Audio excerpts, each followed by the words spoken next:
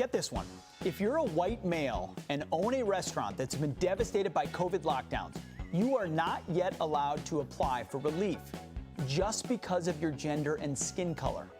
The Biden administration has designated the new Revitalization Fund so that women and minorities get first dibs on the limited pool of aid for the first 3 weeks. And if the money runs out before white men are eligible, too bad. Say goodbye to your restaurant. You shouldn't have been born so privileged. Stephen Miller founded America First Legal and is ready to fight back against this and the rest of Biden's radical agenda. Stephen, I can barely believe the things I read sometimes. Help me here, and what are you doing about it? Now, it seems like the craziest ideas from a UC Berkeley campus, things that we used to maybe laugh off or dismiss or maybe not even take seriously, are now the official policy of the United States government. I mean, it's almost impossible to believe. As you may know, my group, America First Legal, already filed a lawsuit against the USDA Agricultural Relief Program that explicitly excludes some farmers from debt relief solely based on their skin color. And now you have a new rule, which you just mentioned, which says that if your restaurant or your bar was absolutely decimated by the pandemic and closures, that you will be last in line for relief solely based upon your skin color. It's the institutionalization of discrimination by the U.S. government. That's clearly illegal. My group is going to fight it.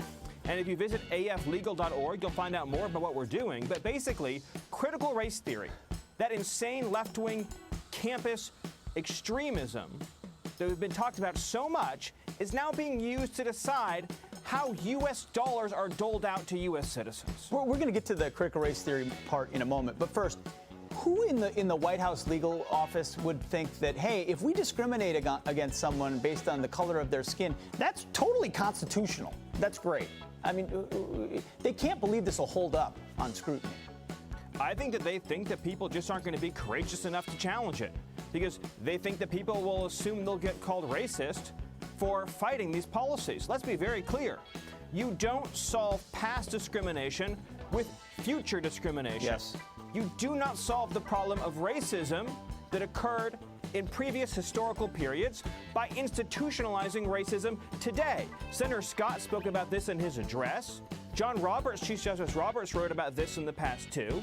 If you allow the government to decide whose business survives and whose business dies just based on the pigmentation of their skin, then you have violated the law, you have violated the Constitution, and you have violated something very fundamental about what it means to be American. That is a slippery slope towards oppression, and it must be fought, and my group will fight it. Absolutely, and I think you're on fantastic, if tragic, legal grounds to challenge it. Keep us posted on that. But you mentioned critical race theory and this push. We see it in schools, we see it in curriculum, we see it in our culture. What could be done on the, you're talking about legal action potentially, what can be done on the legal side if you're to try to stop this push? Well, look, I happen to believe, and a lot of other people believe, and I think it's probably going to be the successful argument, that critical race theory violates federal non-discrimination law. So we have laws on the books today that say you can't discriminate based on race. The critical race theory doctrine requires everybody to be judged on their skin color. It's a Marxist ideology that groups all of society into the oppressed and the oppressors. And it says that just because of your skin color, you fit into one of these two groups. So it's racist against black people, it's racist against Latino people, it's racist against white people, because it reduces everybody to their skin color.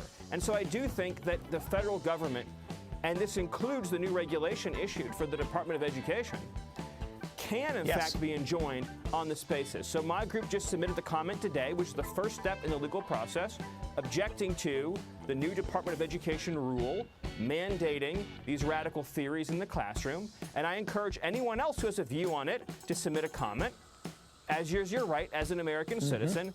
And if the department does not change course, then my group will use every single legal tool available. We wrote a detailed comment breaking down what's wrong with it. You can read the full comment at aflegal.org. And again, that's the first step in the legal process. And if this administration doesn't back down and they want to poison the minds of our children, then yes, every legal tool is on the table.